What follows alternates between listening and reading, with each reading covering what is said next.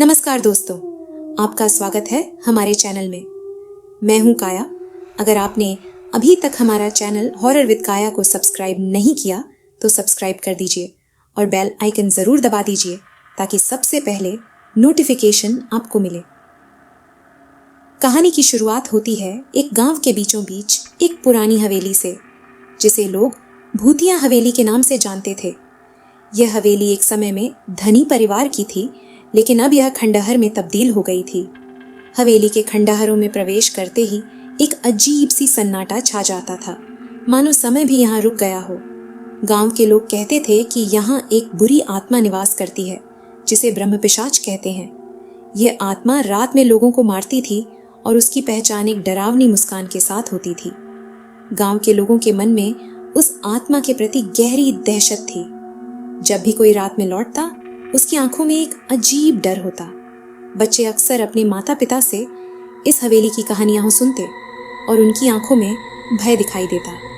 वे हमेशा अपने बच्चों को हवेली के पास जाने से मना करते थे, मानो वहां जाने से उनके साथ कुछ बुरा घटित हो सकता है।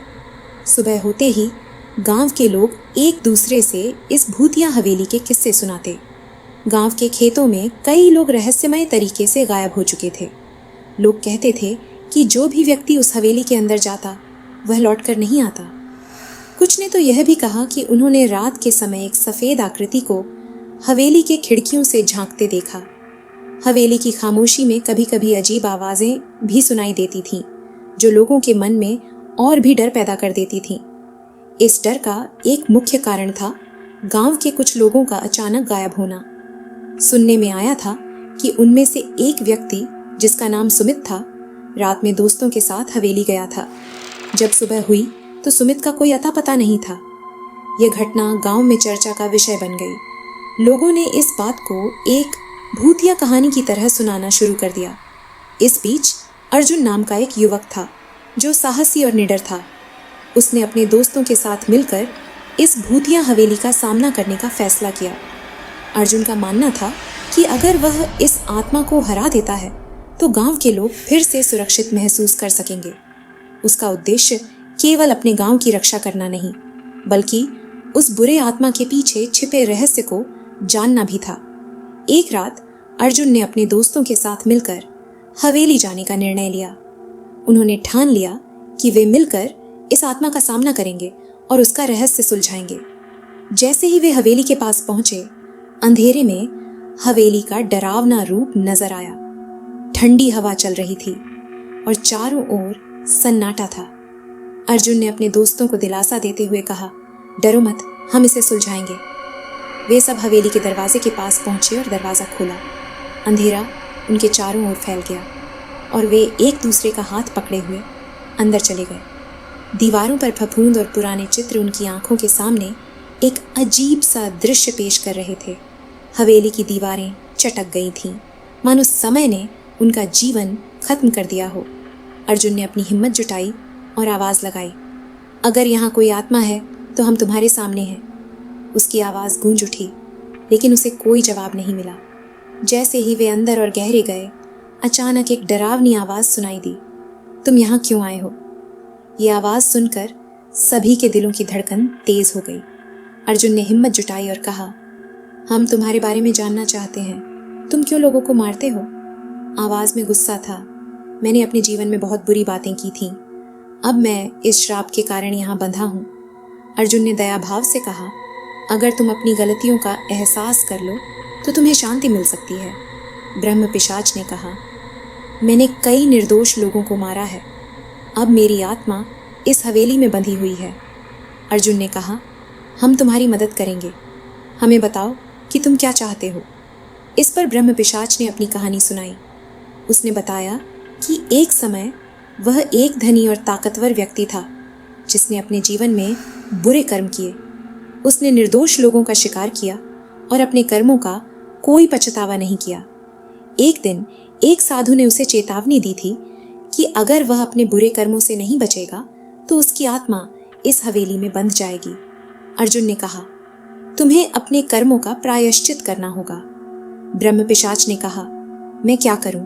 मुझे अपने कर्मों का पछतावा है। अर्जुन ने कहा, हम सब मिलकर तुम्हारी मदद करेंगे। उन्होंने एक अनुष्ठान शुरू किया जिसमें उन्हें उस आत्मा की शांति के लिए विशेष मंत्र पढ़ने थे। जैसे ही उन्होंने अनुष्ठान शुरू किया, हवेली में भयानक तूफान आ गया। दीवारें कांपने लगीं और अंधेरा चारों ओर फैलने लगा। ब्रह्म पिशाच की चीखें सुनाई देने लगीं। अर्जुन ने धैर्य नहीं खोया और कहा, हम तुम्हारी मदद कर रहे हैं। धीरे धीरे ब्रह्म पिशाच की चीखें कम होने लगीं और उसकी आंखों में आंसू आ गए। जब अर्जुन ने उसे मुक्त किया तो ब्रह्म पिशाच ने कहा, मैं मुक्त हो रही हूँ, तुम्हारी दया के लिए धन्यवाद। और एक पल में वह रोशनी में विलीन हो गई। गांव में फिर से शांति लौट आई। लोग हैरान रह गए कि अर्जुन ने ब्रह्म पिशाच को मुक्त किया। उसकी बहादुरी की कहानियां हर बच्चे के लिए प्रेरणा बन गईं। अब गांव के लोग अर्जुन की बहादुरी की प्रशंसा करते थे। उसने यह साबित कर दिया कि डर को मात देने का साहस किसी के भीतर होता है, बस उसे पहचानने की जरूरत होती है। समय के साथ अर्जुन ने कई आत्माओं को मुक्ति दिलाई। उसकी साहसिकता और दया ने उसे गांव का नायक बना दिया। एक दिन जब अर्जुन अपने दोस्तों के साथ बैठक कर रहा था, तभी एक बूढ़ी औरत आई। उसने कहा, बेटा, मुझे तुम्हारी मदद की ज़रूरत है। मेरे गांव में एक भूत का आतंक है। अर्जुन ने तुरंत सहमति जताई और नए खतरे का सामना करने के लिए तैयार हो गया। उसकी आंखों में एक नया उत्साह था। गांव में आकर अर्जुन ने सुना कि भूत एक प्राचीन पेड़ के पास रहता है।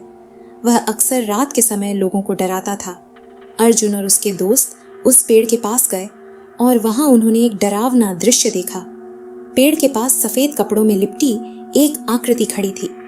अर्जुन ने धीरे धीरे उससे संपर्क किया और कहा, तुम कौन हो? क्यों तुम लोगों को डराते हो? आकृति ने कहा, मैं एक भूली बिसरी आत्मा हूँ, मुझे शांति नहीं मिल रही है। अर्जुन ने कहा, क्या तुम्हें अपने कर्मों का पछतावा है? उसने कहा, मैंने अपने जीवन में बहुत गलतियां की थीं। अब मैं इस पेड़ के पास बंधी हुई हूँ। अर्जुन ने कहा, हम तुम्हारी मदद करेंगे। इस बार उन्होंने फिर से अनुष्ठान शुरू किया, लेकिन इस बार पेड़ के पास की हवा इतनी ठंडी थी कि सभी लोग कांपने लगे। जैसे ही उन्होंने मंत्र पढ़ना शुरू किया, आकृति का चेहरा बदलने लगा। वह रोने लगी और कहा, मुझे जाने दो। अर्जुन ने कहा, तुम्हारी आत्मा को शांति मिलेगी। एक पल में वह आत्मा भी रोशनी में विलीन हो गई।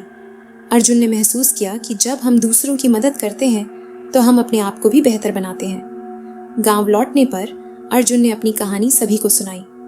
लोगों ने उसकी बातों को ध्यान से सुना और फिर से अपने डर को भुलाने लगे। उन्होंने सीखा कि जब हम एक दूसरे की मदद करते हैं तो बुराई का सामना करना आसान हो जाता है। अर्जुन की कहानी हर गांव में फैल गई। गांव के लोग अब अर्जुन को हीरो मानते थे। उसने एक नई पहचान बनाई, भूत भगाने वाले। अर्जुन ने सिद्ध कर दिया कि हर आत्मा के पीछे एक कहानी होती है। उसने महसूस किया कि जब हम किसी की मदद करते हैं तो हम खुद को भी सुरक्षित रखते हैं। ब्रह्म पिशाच की कहानी सुनाते सुनाते अर्जुन ने एक और सीख ली। उसने सीखा कि जीवन में प्यार और दया से बड़ी कोई शक्ति नहीं होती। जब हम दूसरों की भलाई के लिए काम करते हैं तो हमारे अपने डर भी दूर हो जाते हैं। गांव अब फिर से खुशहाल हो गया था और अर्जुन की कहानी हर किसी के दिल में बसी रही। इस तरह अर्जुन ने अपने गांव को न केवल डर से मुक्त किया, बल्कि लोगों के दिलों में साहस और प्रेम का संचार भी किया। उसकी कहानी पीढ़ियों तक जीवित रहेगी। इस कहानी में अर्जुन ने यह साबित किया कि सच्चा साहस सिर्फ खतरों का सामना करना नहीं है, बल्कि दूसरों की मदद करने में है। उसकी दया और समझदारी ने कई आत्माओं को मुक्त किया। अर्जुन की कहानी एक प्रेरणा है कि हमें अपने डर को भुलाकर एक दूसरे के लिए खड़ा होना चाहिए।